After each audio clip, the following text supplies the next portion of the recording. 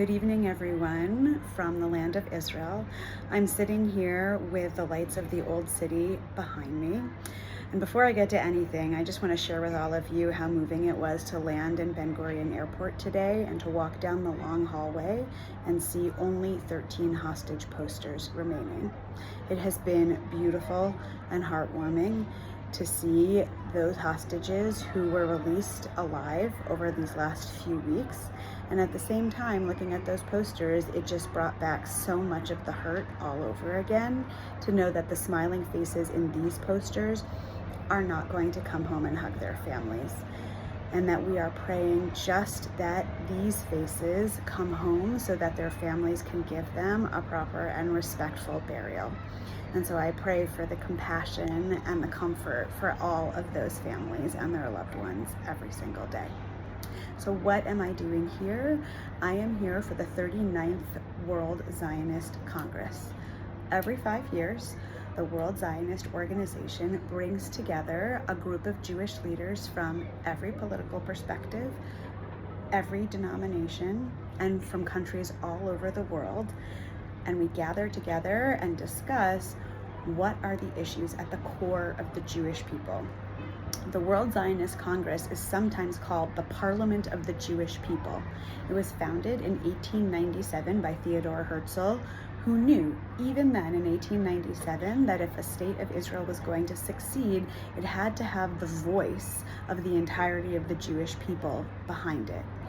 And so, every 5 years, the World Zionist Organization convenes this Congress, and it gets together, and we talk about who are going to be the elected officials of the World Zionist Organization.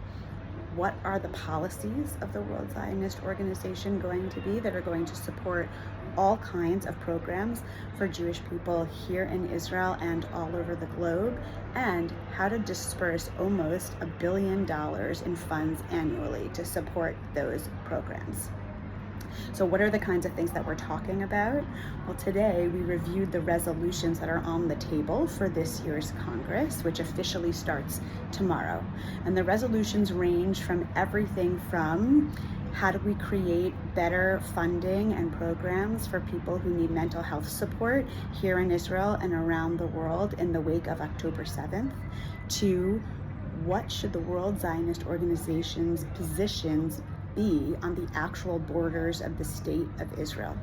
We talk about things like how to provide better support and security for growing liberal communities here in Israel and around the world. And we talk about how to continue to ensure women's leadership on Jewish organizations here in Israel and around the world.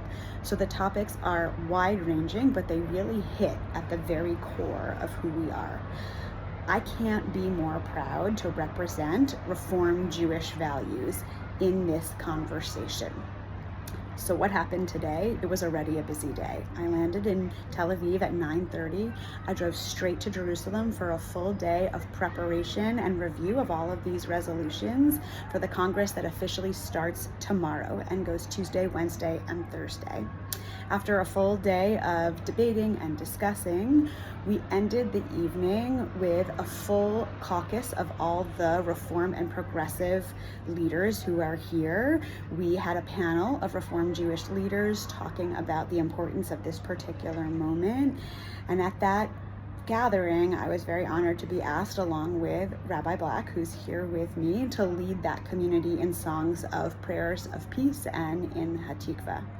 At the very end of the evening, we had the special treat to be addressed by member of Knesset, Rabbi Gilad Kariv, who is the only Reform rabbi in the Knesset who brings our values into that space every single day.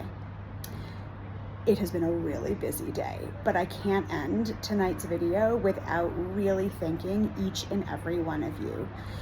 It is because of our community and how we all voted and how we all lifted the idea of the Congress that Rabbi Black and I can be here, bringing our voices and our values into this conversation.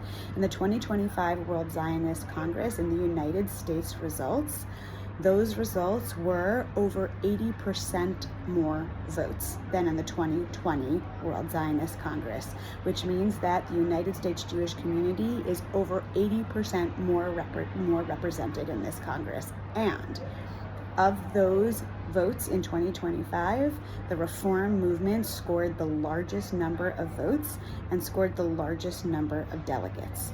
So really and truly, it is because of our efforts that our values and our voices make it here. So thank you all very much for this tremendous privilege. I can't wait to share with you what's going to happen tomorrow. Have a good night.